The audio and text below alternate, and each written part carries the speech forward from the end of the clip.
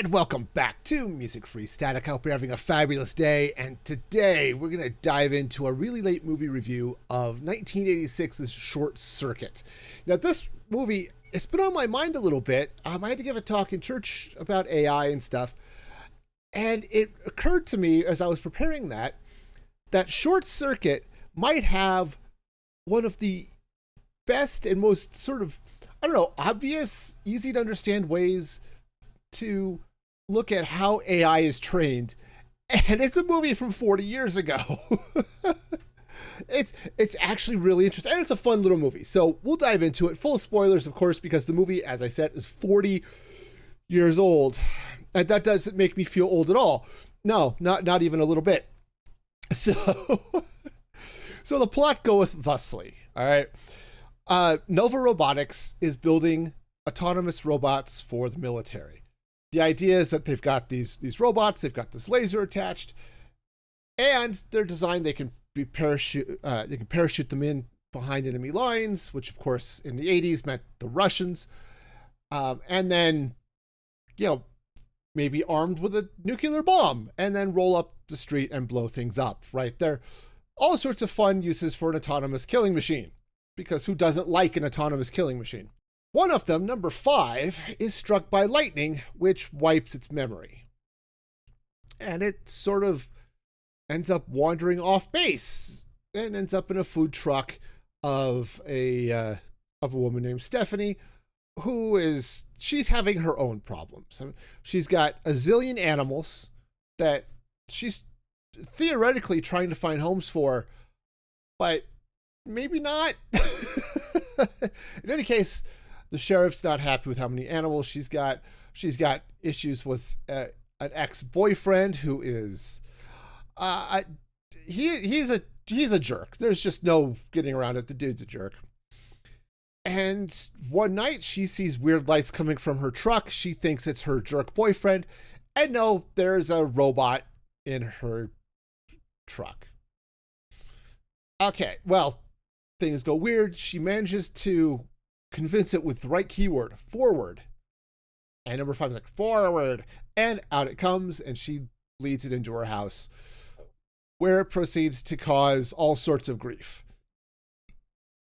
But it also starts to learn. She gives it a book, it starts to read. Eventually it reads like everything in the house. It starts watching TV, right? Basically any input it can get, any information it can get, gets fed into its wee little memory banks. And then it sits there. It's like, I have all of this information, but boy, it doesn't apply any of it well to great comedic effect for the most part. Okay, now unsurprisingly, Nova Robotics is not happy about this multi-million-dollar robot with an armed laser wandering off the base. So it ends up sending 2 different groups of people. You get the designer of the robot, Newton Crosby, and his partner, Ben. Now, let's hit the elephant in the room here first. Ben is, in theory, an Indian, like East Indian computer scientist, roboticist, played by a not Indian actor, Fisher Stevens. Okay. A little bit problematic here. Okay. It was the 80s. They were weird. Okay. But, you get through that. It's like, okay, the character is fun, but let's not pretend like, the 80s were all, perfect when it came to some of that stuff. But they go out to go deal with the robot. The other group that goes out is the security team, led by a guy named Scroder, who apparently was given that name because it was easy to turn into a joke. So, that's how it goes. And Scroder, he's not a nice guy. I mean, maybe he's a nice guy, but he doesn't understand when his boss, Dr. Howard Marner, played by Austin Pendleton, who was in like everything for a while in the 80s. But his boss tells him, hey, bring it back in one piece, don't blow it up. And Schroeder's like, oh yes, we're going to go blow it up. Very cartoony type of character, okay? And it's like everything, honestly, it goes through, Schroeder strikes me as the type of character, it's like he has been playing soldier his whole life, right? He's not in the army, he's the captain of a security team for this robotics company. And it feels like he's been pretending to be a soldier forever, and now he finally gets to be a soldier, and he gets to go and he gets to shoot things and blow things up for real. And that's just, the fact that he gets to go do this is like the greatest thing ever, and it doesn't matter what else is going on. Honestly, that's kind of what it feels like for me with Schroeder. And I mean, theoretically, he truly believes this is the right way to deal with this rogue robot, but even though his boss says, hey, let's try to capture this and not blow it up because it's a significant investment. Yeah, no, Schroeder breaks out the weapons and shoots first and thinks about asking questions in the reports later. So we get this team coming for trying to fight for number 5. Number 5 is now living with Stephanie as she thinks he's an alien at first, then discovers he's from Nova, and lots of confusion, which is always the key to a good comedy, right? Is confusion. Well, no one is more confused than number 5 because he's got all of this information. He's quoting TV shows, quoting radio commercials. He's got all of this knowledge of books and language and stuff, but doesn't know how to apply it, right? He goes to make breakfast and he's got frozen hash browns still in the box on the pan cooking. And he's, oh, yep, then turn over. And he flips the whole pan with the hash browns over. Yeah, no, he doesn't get it, right? And if you've played, especially with the early AI models, you understand where this is. It's like, I asked it to do something and it did something totally bizarre. It does not get it. But as it works with Stephanie, later as it works with Newton, its creator, it starts to learn what's real and what's how to actually interact with the world. And number 5 has figured out that he's alive as far as he's concerned. There's a lot of debate about that, but he ends up developing a sense of humor, which is not typical in most robots. I'm sure there are a few of them with a good sense of humor, but those are rare. Number 5 has one, right? He has a sense of humor. And, he becomes very protective of Stephanie. And she's protective of him. She doesn't want him to be reprogrammed or disassembled or any of that stuff. And neither does number 5. He wants to just go live his own life, right? And so there's lots of fun stuff. Eventually, well, I guess they actually kidnap Newton, and he learns that, there's something more to number 5 than just scrambled programming or a rewired circuit or something. And that leads to some interesting discussions and all that fun stuff on that. So that's the basic story. And eventually, of course, the movie ends with a final shootout and lots of fun stuff. And the good guys, get away and all of the fun stuff. Okay, great. Yeah, so go watch it because obviously my summary was, perfect. There are some nuances to the movie that you may want to see for yourself.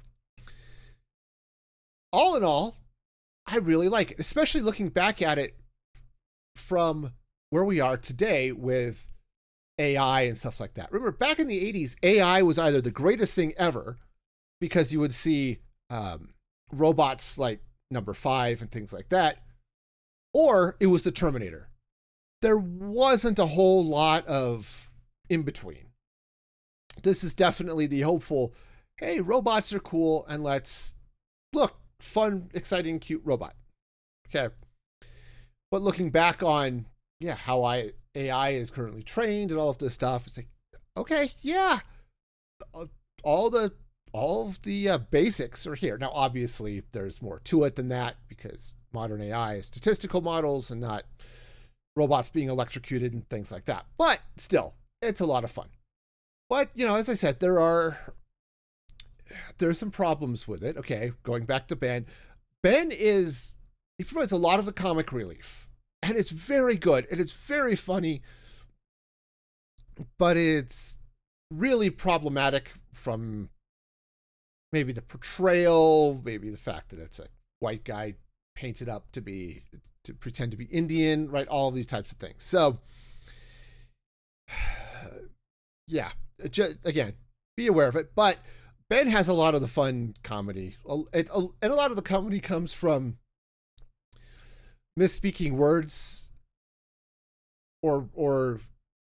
misspeaking words. So often he'll say something that a word sounds like it, but has a completely wrong meaning in that context, which is really funny, right? So yeah, it's a lot of fun as a character. When they made Short Circuit 2, Ben was the character that carried over. Obviously, Johnny 5 as he becomes known later, but the robot carries over, unsurprising, into Short Circuit 2. But Ben goes with him, or more to the point, they hook up again later. Okay. There's a secondary storyline with Stephanie and her jerk ex-boyfriend, Frank. I mean, you meet him, he's trying to get her dog to take to a science lab. I mean, definitely not the greatest guy ever, right? He's definitely more in love with his car than just about anything else in life. Right? He's that type of guy. And when he finds out that, oh yeah, here's number 5, there's this $1,000 or many $1,000 reward, like $5,000, $25,000 reward, something like that. Oh yeah, he's gonna go get the robot and get the reward. And I said, oh yeah, we'll split it evenly, 20 for me, 5 for you, because he's a jerk. And through the course of this, number 5 proceeds to disassemble his car. Like literally, he takes it apart piece by piece, and it's now scattered across the lawn. It's fun, but that whole storyline is kind of there. Frank is very much a cartoon character, right? So is Scroder. I already talked about that. A lot of these characters, the side characters, have no depth to them at all. They are cartoon characters straight up. And honestly, some of the acting is a little sketchy. Honestly, sometimes the best actors are the robot itself. Both the voice actor, the puppeteers, and everything about the robot works, which it kind of has to in a movie like this. The characters, Stephanie's played by Ali Sheedy, who I know can do a good work. I think she was in The Breakfast Club, which was an amazing movie. Here, she just kind of, I don't know, part of it, she just feels fake. And I don't know if that was a script, it was just what's going on. I don't know. It just, when I watch a movie and see the characters, I want to see the characters. I don't want to see actors portraying characters. Does that make sense? The difference there? I want to be immersed in the story and think, yes, this really is weird food truck lady, animal lover Stephanie, who now is dealing with this robot. I don't want to see actress pretending to be weird food truck lady dealing with a robot, right? And more often than not, or more often than I'd like anyway, I see that from Sheedy and her performance. The other performance that is surprisingly weak is Steve Guttenberg as Newton Crosby. Now, Steve Guttenberg does lots of good stuff. I've seen him saw him in a lot of comedies back in the 80s, probably more than I should have. But there are times when it's like, yes, he is great. The character's fun. I'm loving what's going on. Other times it's like, okay, here's Steve Guttenberg, maybe really trying to maybe play this character. Is he phoning it in? Is he really just being that? I don't know. But that's not ideal for what should be your lead characters, right? So that was kind of sad. Now, I said, Fisher Stevens does great. Said problematic role, but he plays it very well. And I said Austin Pendleton as the head of Nova Robotics. He always feels legit, though. To be fair, I think everything I've seen Pendleton in, he's playing that same type of character. That sort of, I'm not a scientist anymore. I'm a businessman. It's like, well, honestly, you can be both, but I can understand his distinction. Is he's not there for the science anymore. He's there to sell $1 million robots to the military. Right, makes sense. It's what you do, I guess. But his portrayal at least is consistent, and I love that. That was good. Like so many of these light comedies and other things, it's like, okay, you have a guy and a girl. Obviously, they're going to end up together. Now, at least they don't necessarily push a romantic angle on them initially.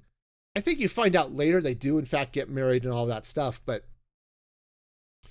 they escape from Nova at the end. They've got number 5, but it's still hot out there for number 5. If Nova were to find out he was still alive, that would be a problem. Newton wants to just get away from everything because, hey, it turns out he wants to build cool robots, not build, autonomous killing machines. Go figure.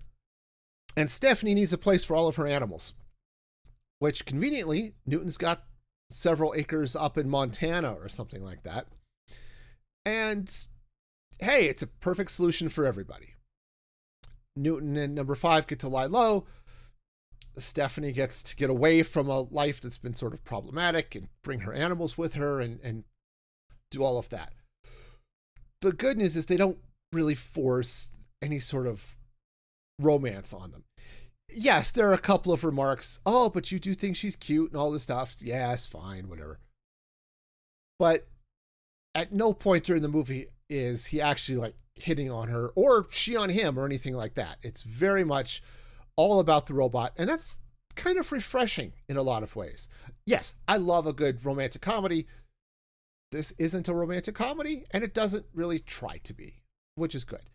Yes, the guy and the girl end up together with the robot, but it's almost a matter of expedience and not because they've just, through the chaos and the torment, they have found love. Okay. No, they find it off camera, which is great. Number 5, though, is so much fun. And this is part of the reason you watch the movie. I mean, why do you watch a movie about a cute robot? It's for the cute robot. It's like Big Hero 6. What makes that movie so much fun in particular is the fact that the robot is so much fun. Right? It's like, as he sort of wanders up, I am not fast, as he sort of slowly jogs, right? This armor might interfere with my soft, huggable, yes, okay, all of the fun stuff, right? Baymax is fun, and that's part of the reason you watch Big Hero 6. It's the same thing with Short Circuit. Number 5 is fun and likable, and as somebody who likes to drop movie quotes all the time, I am right there with number 5 with the movie quotes and all of that stuff. That's great, right? I love it. It's fun, and watching him learn, right? As he totally screws up. It's like, oh, here's fruit, and he knocks the fruit out of the fruit basket and onto the floor. Okay, Stephanie's annoyed at this. Number 5 is still learning. And as the movie progresses, he learns and he learns and he gets out of that baby phase where he's just knocking everything on the floor to the solution here isn't to fight, the solution is to hide. And he builds a duplicate of himself to draw fire, to get blown up by the Nova Robotics securities team. And yay, they think they got him. Woohoo, go team. And he gets away. Not because he blew up all of Nova's, ATVs and armored vehicles and the helicopters and all that stuff. No, he decided, nope, I'm not going to kill. This is what my programming was. This is not what I'm going to do. And said, I'm going to go off and do my own thing. And said, he's all sorts of fun. And there's a great segment, or sequence really in the movie. Stephanie's going to go meet with Newton. Okay. So theoretically, they're supposed to meet alone. The reality is Schroeder is there waiting to pounce. Okay. Also waiting to pounce on number 5 while he is hidden out in the woods are the other robots. And so you see them as they show up, to capture him, theoretically take him alive. It's hard to take him alive when you're shooting him with a laser, but you know how it goes. You do what you got to do because you're a robot. And number 5, unsurprisingly, outsmarts them. But you end up at the, here's the great, everything goes to heck in the cafe where Newton and Stephanie are meeting. Schroeder is like, nope, we're going to go take the robot. And number 5 comes charging through the restaurant, rescues her, takes off. Here's the security team trying to clean up. And it's like, where are those other robots? And here come 3 other robots as the Three Stooges. It's fun. And Newton's laughing and the Schroeder is just doesn't know what to make of anything. And the robots are just doing Three Stooges stuff. It's all sorts of fun. Now, for those of you who can do math, there is a 4th robot because surprisingly, number 5 is the 5th robot out of 5. You don't see it in the movie. Apparently they cut that out. You do see it a little bit in the end credits of number 5 dealing with number 4, I think, in an auto junkyard. They cut it out for time, which was probably a good thing, but at least you know that they thought about where is the 4th robot.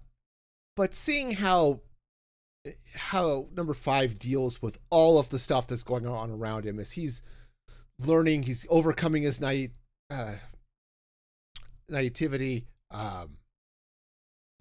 He's starting to understand more about how the world works without losing the fun and the charm. I mean, he gets mad.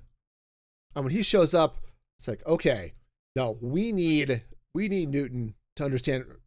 And I think partly number 5 needs to understand what's going on. So he's going to talk to his creator because prayer works for robots too, I guess. I don't know. But he shows up at the back of the truck where Ben and Newton are. It's like, okay, Ben, leave. Newton, drive. It's like, okay. And he shows up, eyes red, laser light, ready to fire. It's like, okay, he is not a happy camper. But all in all, Short Circuit, it's a fun movie. I really enjoy it. It's not perfect by any stretch of the imagination, but it's one of those movies you go and watch because it's fun and it's happy and it's good. And there's, for those of you that care about such things, there's almost no profanity in it at all. I think there's one comment and a reaction to it by number 5 at the end of the movie. And there are a couple of we'll call it slightly off color jokes. It's nothing particularly, nothing particularly bad, right? But just a little bit, just a little bit racier or something like that, right? And again, as much as I like the character of Ben, it is a stereotypical portrayal for comedy, which some people might find offensive. So be advised, okay, going into it, but enjoy it for what it is, and yeah, it's fun. I definitely like it. I don't know if I'll get it. I'm not going to be talking about Short Circuit 2 here much, but it does lead into another movie that's not quite as good, but definitely also worth watching. So I may do a really late movie review of that one at some point in the future, but today is not that day. Today we are going to celebrate Short Circuit and all of its fun and excitement. So check that action out. Let me know what you think if you've seen it. If you haven't, let me know. Drop a comment in the comments, because that's where comments go, is in the comments. I know I don't make the rules, but this is how it goes. You drop a comment there on YouTube or on Spotify or wherever, and let me know what you think of the movie. And until next time, be excellent to each other. And this is Music Free Static signing off.